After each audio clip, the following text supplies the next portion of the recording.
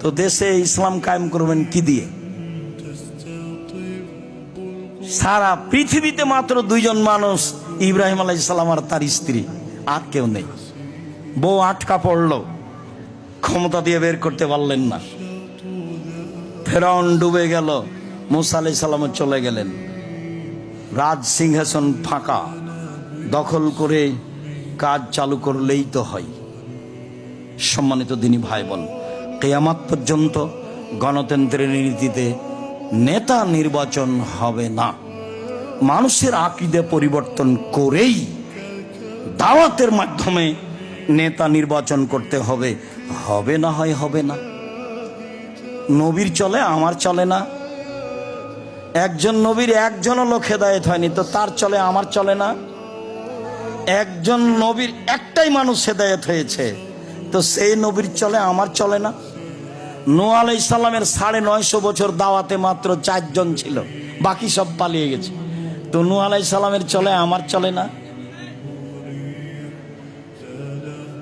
আর এই চাল চলন যেটা আপনি দেখতে পাচ্ছেন, মারামারি, হইচই, দাঙ্গামা, হাঙ্গামা, জুয়াচুরি, ডাকাতি, আর জেল, আর হাজত, আর রাস্তা, আর ঘাট, আর রাহাজানি, সব কিছু এই দলীয় ভাবে, সেইটা রাসূলের পথ হয় কি করে?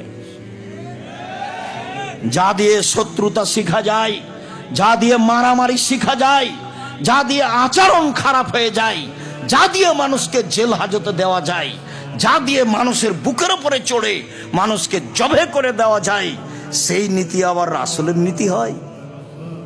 উমর রাদিয়াল্লাহু তাআলা আনহু পরামর্শের ভিত্তিতে নেতা নির্বাচন করতে বলেছেন। যেদিন পরিবেশ হবে সেদিন হবে অর্ধ পৃথিবীর খলিফা, কুশাগর বুদ্ধিজীবী রাজনীতিবিদ ওমর নেতৃত্বের যে পদ্ধতি পেশ করেছেন, সেটাই হবে পদ্ধতি। কিয়ামত পর্যন্ত এই পদ্ধতিই থাকবে।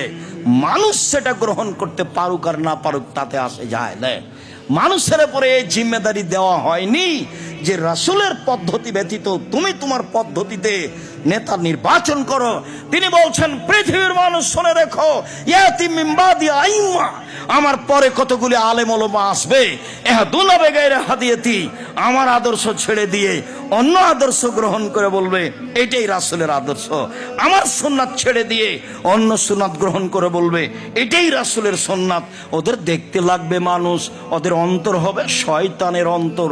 ওদের দেখতে লাগবে মানুষ, ওদের হবে অন্তর হবে শয়তানের অন্তর। আমার আদর্শ ছেড়ে দিয়ে অন্য আদর্শ গ্রহণ করে বলবে এইটাই রাসূলের আদর্শ।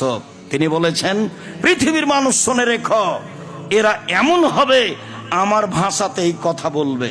তারা হবে আমার চামড়ার, মানে মুসলমান।